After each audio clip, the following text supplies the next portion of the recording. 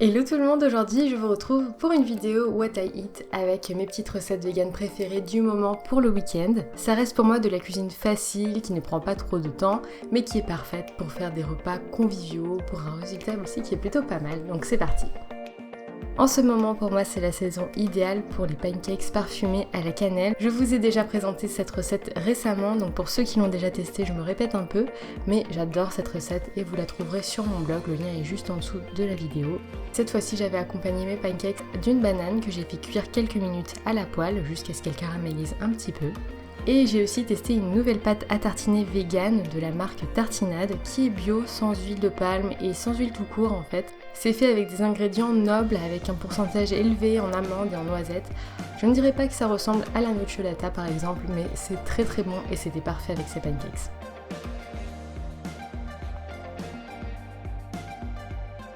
Deuxième chose que j'ai adoré préparer ces dernières semaines pour les week-ends, ce sont des enchiladas vegan à base de fruits du jacquier. J'en trouve dans un magasin exotique et je le prends en conserve et en saumure. Je le rince et je découpe la partie centrale qui est un petit peu dure et j'enlève tous les petits noyaux à l'intérieur et j'émiette le fruit du jacquier pour ensuite le mettre sur une plaque qui va au four. J'y ajoute aussi un oignon rouge que j'ai émincé et comme épices j'utilise du paprika fumé et un mélange d'épices mexicains. Je mélange bien le tout et je fais dorer une petite dizaine de minutes au four à 180 degrés. Pendant ce temps, je réchauffe une boîte de pulpe de tomate et une boîte de haricots rouges que j'ai rincés. J'assaisonne le tout avec un peu de paprika et de cumin et de sel. Et une fois que le fruit du jacquier est cuit, je l'ajoute au mélange. Je garnis ensuite des tortillas de maïs que je roule et le dépose dans un plat qui va au four. Au-dessus, je rajoute un petit peu de pulpe de tomate et de la crème de soja. Et pour encore plus de gourmandise, je rajoute du fromage râpé vegan et je fais cuire l'ensemble 10 minutes au four à 180 degrés. Si vous n'avez pas de fruits du jacquier, vous pouvez utiliser du soja texturisé ou de la carotte râpée, ce sera parfait pour remplacer. Dans tous les cas, c'est super bon et c'est vraiment mon plat réconfortant de cet automne. Autre plat que j'ai adoré faire pour les week-ends d'automne, c'est la revisite du poulet façon Panda Express en mode vegan. Donc je commence par découper un bloc de tofu en tout petits cubes. Je roule ensuite le tofu dans de la maïzena pour bien recouvrir la surface des cubes.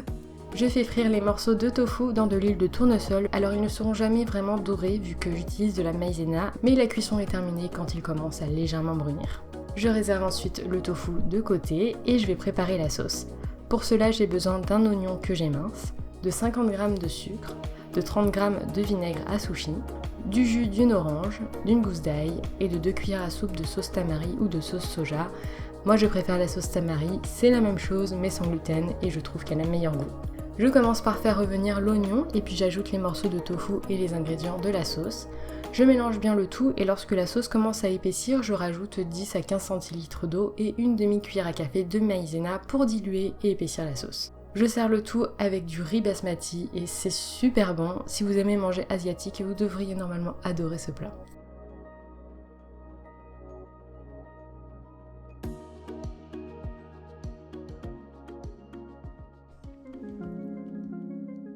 Et comme dernière recette, je vous montre mon plat fétiche du dimanche soir et en fait de plein d'autres soirs de la semaine. Je me prépare des frites de patates douces, c'est un peu du sport à couper donc mieux vaut avoir un bon couteau. Je dispose les frites sur une plaque qui va au four et j'y ajoute un mélange d'épices spécial pain d'épices, donc à base de cannelle, girofle, anis, coriandre et cardamome. Je fais cuire 20-25 minutes au four à 180 degrés, ça embaume la cuisine d'une délicieuse odeur, je suis très fan de cannelle, pour moi c'est vraiment l'odeur de base pour avoir une ambiance chaleureuse. Pour accompagner mes frites, je me fais une petite sauce avec un yaourt végétal au lait de coco, une cuillère à café de curry en poudre et une pincée de sel. J'accompagne aussi mes frites avec un petit peu de salade et du velours de vinaigre balsamique. Et ça, le soir, devant une petite série genre Stranger Things, c'est mon bonheur. J'espère que ces petites idées de recettes vous ont plu. Si c'est le cas, n'hésitez pas à laisser un petit pouce vers le haut sous la vidéo. Toutes les recettes sont disponibles sur mon blog et les liens sont en barre d'infos. Si vous les reproduisez comme d'habitude, ça me fait toujours très plaisir d'avoir vos retours et vos photos sur Instagram. Je vous fais plein de gros bisous et je vous dis à très bientôt dans une prochaine vidéo. Ciao!